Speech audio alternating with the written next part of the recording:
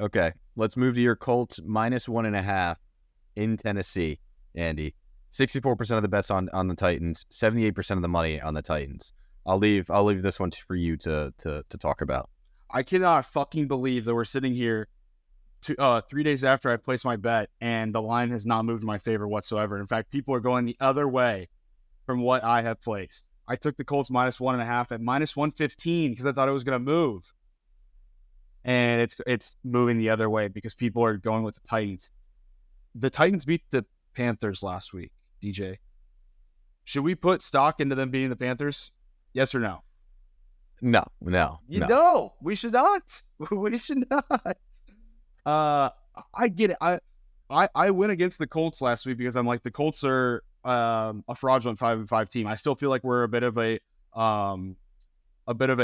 puffed up and fake 6-5 team. I don't think that we should have a winning record, but it's because the AFC is really not that great. And the Titans are one of the contributing factors to that. Sorry, the Titans have plenty of gaps in their offensive line.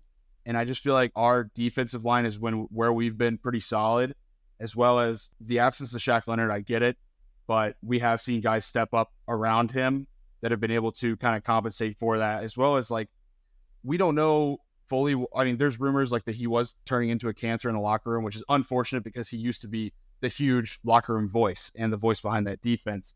But I think getting rid of some of that drama is going to help this defense a lot.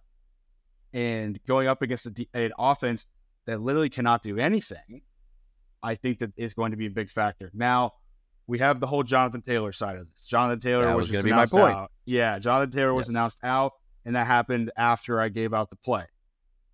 Have you guys seen this guy named Zach Moss?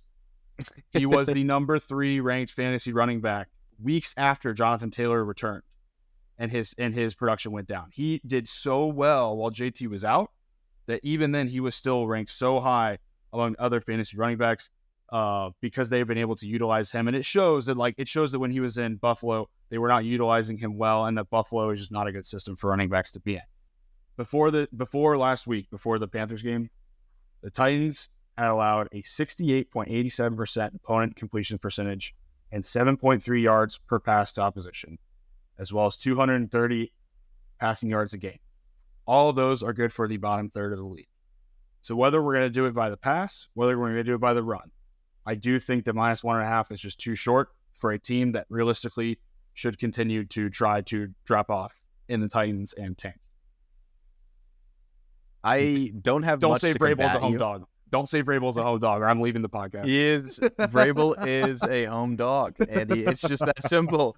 He's historically one of the best underdog coaches, especially he's a divisional home dog, which makes me love it even more. Clearly, the numbers moved from I think it opened at 2 or 2.5, and now it's moved to 1.5. I think there's reason to say, obviously, the Titans' offense has looked very stale, aside from Derrick Henry getting some rushes against the Panthers' defense last week. However, the Colts' defense is not great, and if you look at their rush defense, they're the 8th worst rush defense. And now you've got Derrick Henry, who's poised for another, I think, good opportunity against this bad team. If Will Levis doesn't play because his practice, I think there were some videos where he looked a little hobbled, so people are thinking he might not play. Tannehill might get things done. I think this is just a very difficult spot if you bet home dogs in the division over the course of, I don't know how many years, 5-10 years, it's probably 60+% towards the home dog. I don't have much to combat you. I think you have a lot more data because, 1, you're a fan, 2, you wrote a play about it. But I would personally not back the Colts in this spot. I think it's a very difficult side. I do like the under because I think both teams are going to really try to run the ball, although I wouldn't be surprised if Derrick Henry breaks a few. The total's moving up, and the betting data is kind of favoring the over. So my instincts might be a little bit wrong there, but I'm leaning Titans and under. The thing I'll say about the Colts defense is when they've gone up against shitty competition like this, from when they're going up against really bad offenses, they've only allowed 13 points in their last 3 games. And it was against the league's worst, and I consider the Titans to be the league's worst. The Titans are horrible.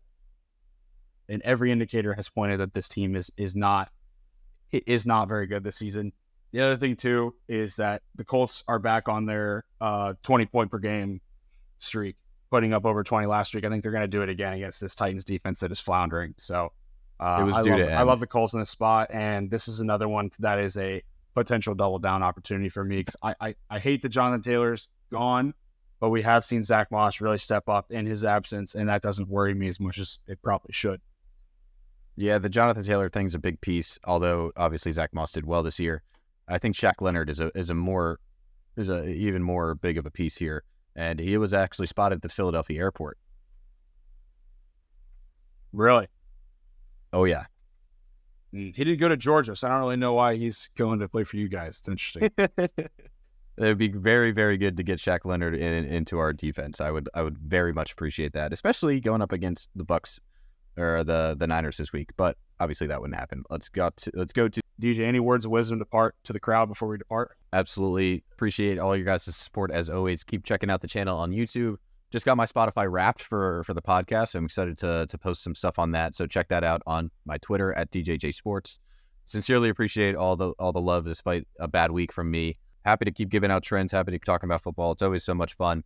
Love you guys. Love the support. Again, check us out on YouTube. Well, cheers, dude. I think this is going to be an awesome slate. I can't wait to watch it. We will definitely be sending you pictures as well as tweeting out pictures from Lambeau Field. Super excited for this weekend. And be on the lookout for DJ's article that always comes out on Sunday. It is a banger. It's a classic. Reddit begs him for it every single week. And look out for some plays from me as I tweet them out at AndyHA Sports on Twitter. Make sure to give Deej a follow. The creator, the wizard himself behind Sharpen the Public at DJJ Sports. Guys, we love you.